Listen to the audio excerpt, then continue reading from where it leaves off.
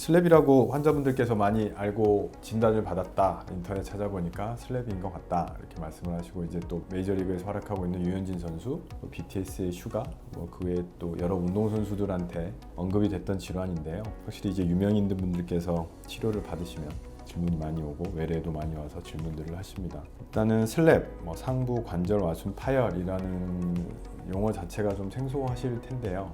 우리 몸에 이제 뼈하고 뼈끼리 만나는 관절이 있는데, 고관절 관절은 안정성이 큽니다. 안정성이 크다는 말은 우리 골반뼈하고 대퇴부 뼈가 완전히 이렇게 감싸고 있거든요. 그래서 안정성이 되게 큰데, 어깨 관절은 이렇게 해버리면 안정성은 좋지만 관절 범위가 줄어들거든요. 그래서 일부 좀 안정성을 희생을 하고 가동성, 많이 각도를 높이기 위해서 구조가 좀 다릅니다. 우리가 흔히 말할 때 이 골프 티 위에 골프공이 있는 것처럼 뼈 구조가 돼 있다고 하거든요. 근데 이렇게 되면 너무 불안정해지니까 관절 와순이라고 하는 일부 연골, 연부 조직이 이렇게 조금 뼈 위에서 더 이렇게 자라나서 붙어 있죠. 그런 연부 조직을 관절 와순이라고 하고요. 날개뼈가 있으면 이렇게 원형이 되어 있는데 360도로 이렇게 자라나와서 우리 상완골을 잡아주고 있거든요. 그래서 위치에 따라서 병에 대한 언급이 좀 다릅니다. 앞쪽에 전방 관절 와순 손상이 오는 거는 방카트 병변이라고 하는데, 그거는 주로 이제 팔이 빠진다던가 불안정성을 느끼는 증상들을 많이 동반을 하고요. 그 다음에 슬랩이라고 하는 상부 관절 와순 파열은 이 상부에 있는 손상을 지칭하는 겁니다. 후방에 있는 거는 후방 관절 와순 파열이라 그래서 어깨가 뒤로 밀리거나 선천적으로 관절이 좀 유연하신 분들하고 연관된 경우가 많고요. 그래서 이 상부 관절 와순 파열은 외상으로 오는 경우가 많습니다. 근데 이 외상도 넘어지면서, 아니면 스키 타다가 자전거 타다 넘어지면서 사다리에서 떨어지거나 그래서 오는 경우도 있지만, 과도하게 팔을 반복적으로 사용하는 환자분들 사이에서 미세하게 계속 반복적으로 오는 손상이 유병률이 더 큽니다. 그래서 특히 야구 선수들 많이 오는데요. 150, 160처럼 그 속도의 공을 반복적으로 던지다 보면 팔이 과도하게 꺾이고 몸에서 많이 힘을 줄 수밖에 없거든요. 그래서 회전이 오면서 우리가 이렇게 벗겨진다는 표현을 하는데, 그런 손상이 오는 경우, 아니면은 사다리를 잡고 떨어지면서 관절 와순과 이두근하고 연관이 되는 경우가 있기 때문에 이두근이 이렇게 당겨지면서 오는 견인 손상이 올 수도 있고요. 아니면 넘어지면서 짚었는데 여기 해필 위로 치면서 위쪽의 관절 와순을 손상 주는 외상으로 오는 경우도 많습니다. 그래서 이런 거를 종합적으로 환자분과 판단을 해서 손상을 확인을 해야 될 것 같고요. 그래서 이제 아직도 정확히 원인에 관해서는 의사들마다 의견이 있지만, 이 환자분이 운동선수, 특히 프로선수냐, 투수냐, 타자냐, 아니면 일반 생활을 하는 환자분이냐에 따라서 조금 원인도 다르고 증상도 좀 다른 경우가 있습니다.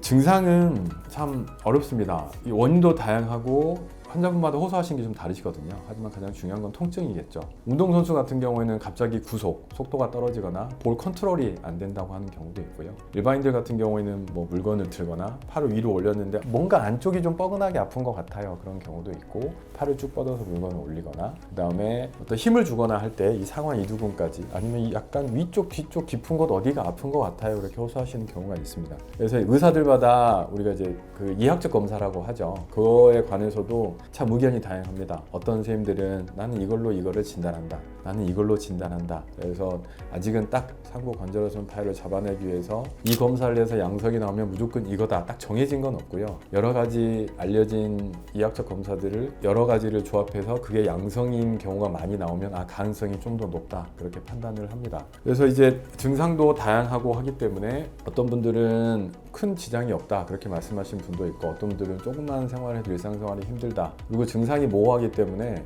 단순 관절하순 파열이 아니라 주변에 있는 회전근개 파열, 아니면 관절하순 파열과 동반된 상완 이두근 손상, 간혹 가다가 관절하순 파열이 동반되면서 관절액이 주변으로 새어 나오면서 물혹 같은 걸 만드는 경우가 있거든요. 그 물혹이 하필 이 어깨과 선을 연결하는 신경과 혈관을 건드리게 되면 약간 저린 증상과 힘이 빠지는 증상, 이런 것도 동반이 될 수가 있습니다. 그래서 좀 더 경험 있는 의사분들과 상의를 해서 다양한 이학적 검사를 하고, 필요하면은 엑스레이, 초음파, MRI 등 검사와 같이 조합을 해서 증상을 진단을 하는 게 맞다고 생각이 됩니다. 어찌 보면은 외래에서 가장 진단하기 쉬운 게 연세 드신 분들이 회전근개 파열, 석회, 50견이라고 하는 그런 게 오면은 말씀만 듣고 팔만 몇 번 들어봐도 진단이 되거든요. 그 다음에 초음파 보면 훨씬 더 정확하겠죠. MRI를 보면. 근데 이제 젊으신 분들이 운동하면서 뭔가 불편하고 이상이 불편하다 오면은 이제 조금 고민이 돼요. 그래서 이학적 검사도 여러 가지를 해보는데요. 팔 당연히 드는 것만 하는 게 아니라 일단은 평상시에 어떤 동작에서 어떻게 불편한지를 여쭤봐야겠죠. 그 다음에 팔도 이런 식으로 뒤로 해서 유발하는 동작들, 그 다음에 여러 가지 검사가 있어서 이두근의 스트레스를 조사하는 검사, 그 다음에 오브라이언 테스트라 그래서 이쪽에 스트레스를 조사하는 검사, 또 그 검사를 할 때 통증 위치가 어떤지, 또 환자분 느끼는 통증과 비슷한지 이런 걸 조합해서 나타나야 돼서 이게 좀 경험이 쌓이고 여러 가지 검사들을 조합해서 해야 되는데 좀 어렵습니다, 솔직히. 같은 MRI와 심지어는 관절경, 소우견을 가지고 학회에서 의사들 모여있을 때 질문을 던져보잖아요. 그러면은 의사들 사이에서도 의견이 좀 나뉩니다. 아, 저거는 슬랩이다. 아, 저거는 슬랩이 아니라 정상 변이 같다. 아, 저거는 단순 퇴행성이라고 보는 게 맞지 않겠나. 좀 나뉘어지거든요. 그래서 제가 항상 강조하는 환자분 증상, 특히 증상 중에서도 이 아픈 증상이 환자분이 불편해하는 게 맞는지, 환자분이 평소에 느끼는 증상과 동일한 위치와 동일한 강도가 나타나는지가 참 중요하다고 생각이 듭니다. 이것도 의견이 있는 것 같아요. 관절뼈와 관절 와순 조직, 어찌 보면 인대와 연골 조직인데 그게 어떤 소위 말하는 요즘에 여러 가지 재생주사로 인해서 그게 과연 치유가 되고 붙을까 하는 거에 관해서는 저는 의견은 조금 다르거든요. 왜냐면은 수술할 때 보면은 그 뼈를 다듬어서 피도 나게 하고 나사를 받고 실로 꿰매서 붙여놔도 잘 붙을까 안 붙을까 고민이 되는데 과연 그게 계속 움직이게 되고 거기에다가 주사나 약물 넣는다고 해서 그게 과연 안정이 될까? 거기에 관해서는 저는 조금 의구심이 드는 건 사실인데 의사들마다 의견이 좀 나눠지는 것 같아요. 이 정도로 해서 치유가 되고 나중에 검사해보니까 괜찮다.